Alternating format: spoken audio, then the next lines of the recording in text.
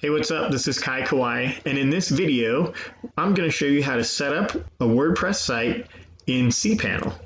Now, you may see that I have All-in-One Profits pulled up. That's my web host in the background, and I originally got the idea to make this for All-in-One Profits members because I had some folks reach out to me and ask how to get their WordPress site set up in All-in-One Profits. But if you have a web host that uses cPanel, you can use some of this as a guide to get your WordPress site up and running using your cPanel. Now, the first part of this is really for All-in-One Profits members. So this is the back office. You would see the toolbox here and you would go down to products. That's the page that we're on. Now, for All-in-One Profits members, there is a guide under tutorials to request getting your hosting set up, but it does not cover how to set up WordPress on your web host once you get your hosting set up. So that starts here.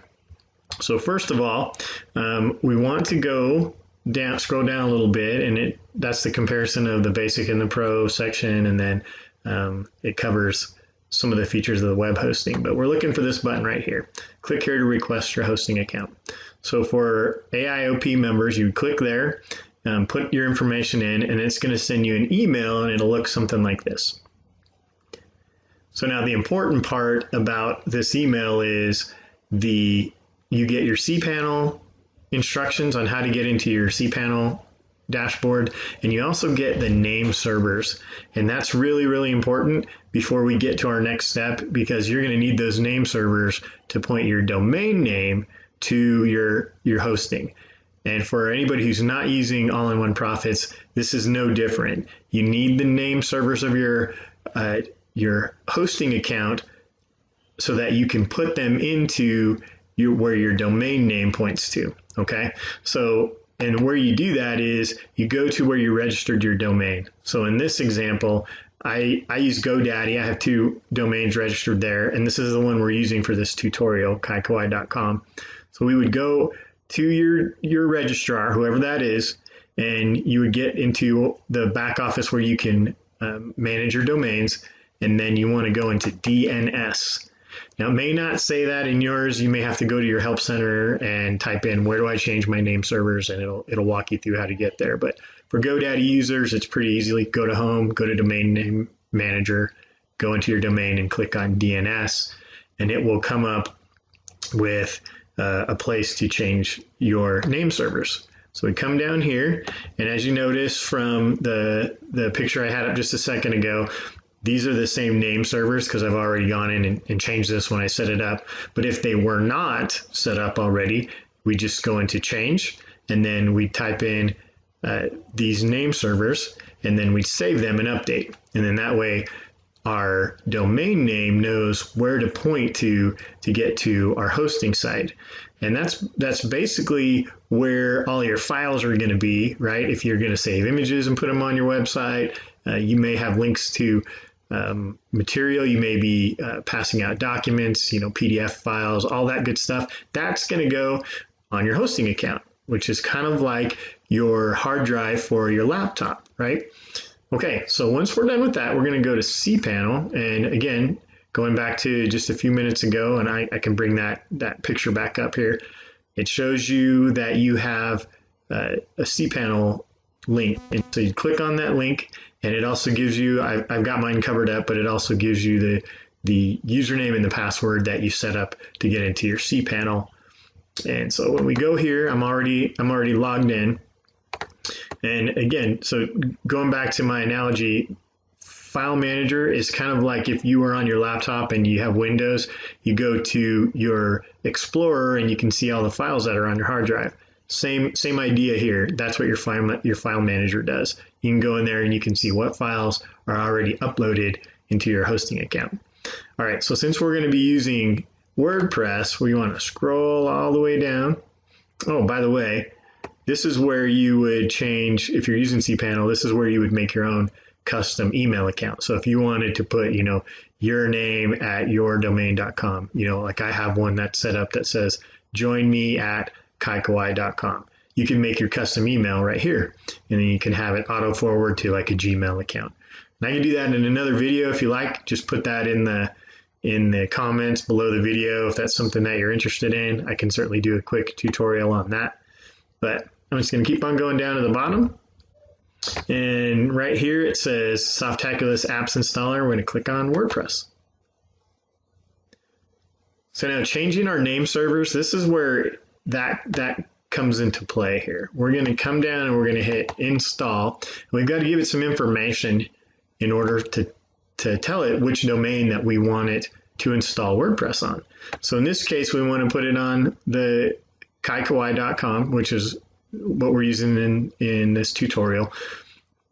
But had we not gone into our registrar and pointed our name servers to All-in-One Profits here, this would not show up. That domain name would not show up. So it's super important that you go to your registrar and make sure that the name servers are updated.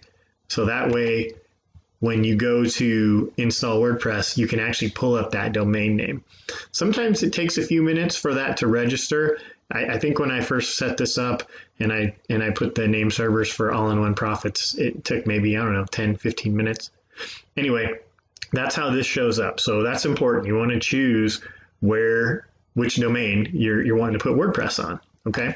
The second part is the site settings. This says site name. You can name it, your site, or you can put a description, the best little marketing web host ever, whatever you want to do with it.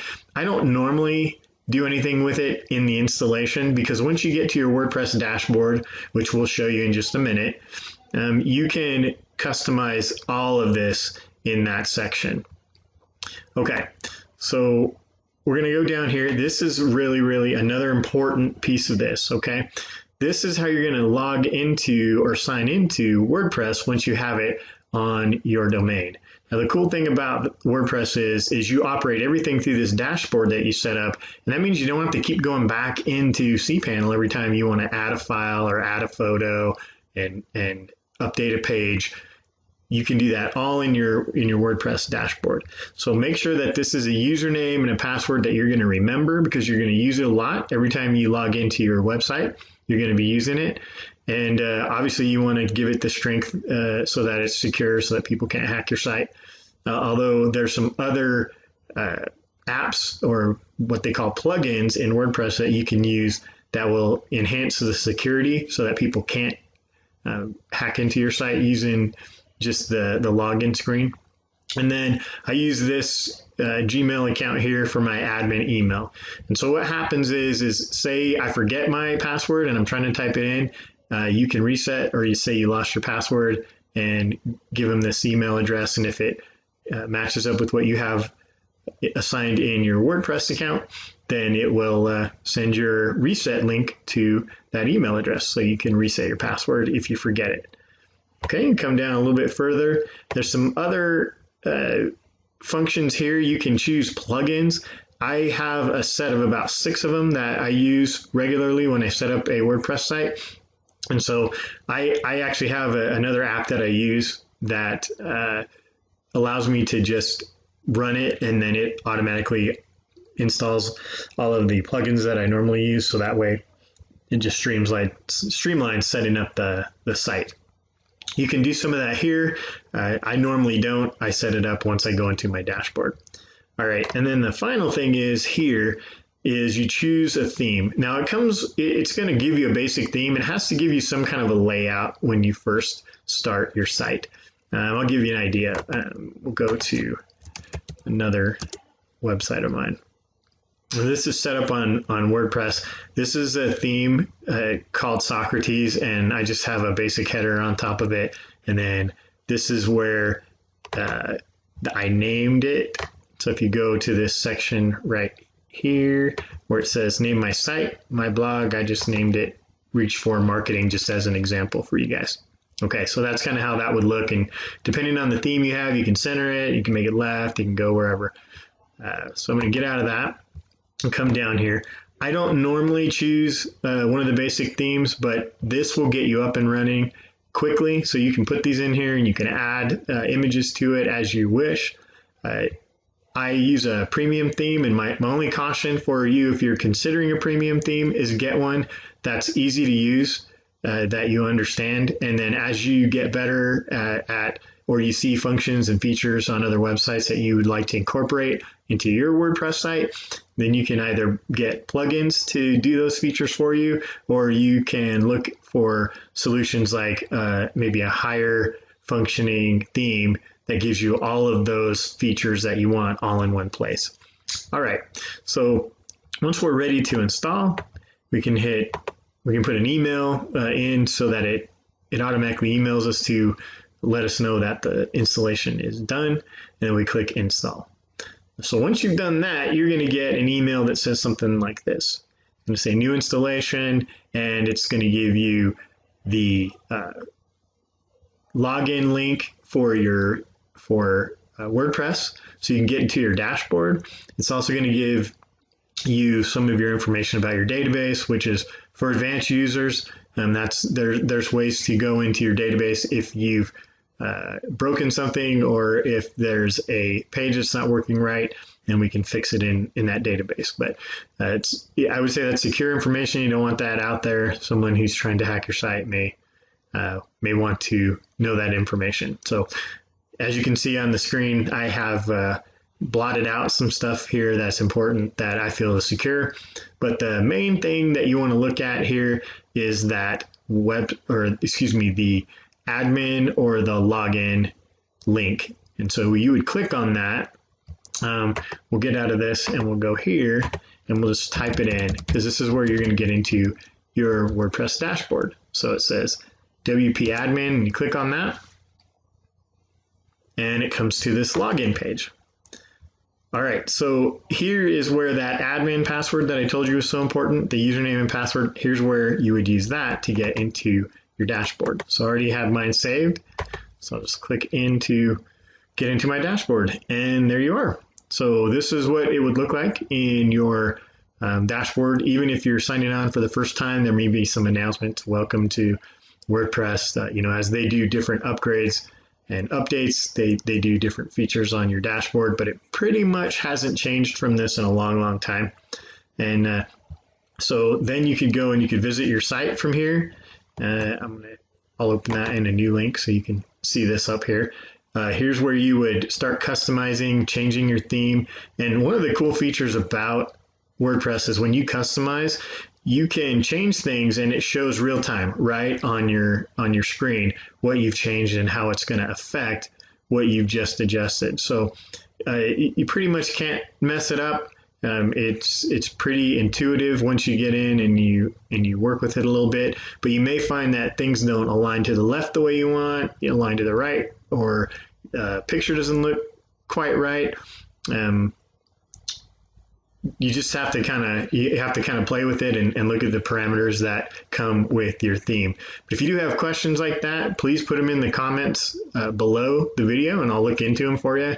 Maybe we can talk and see if there's something weird going on with your WordPress site.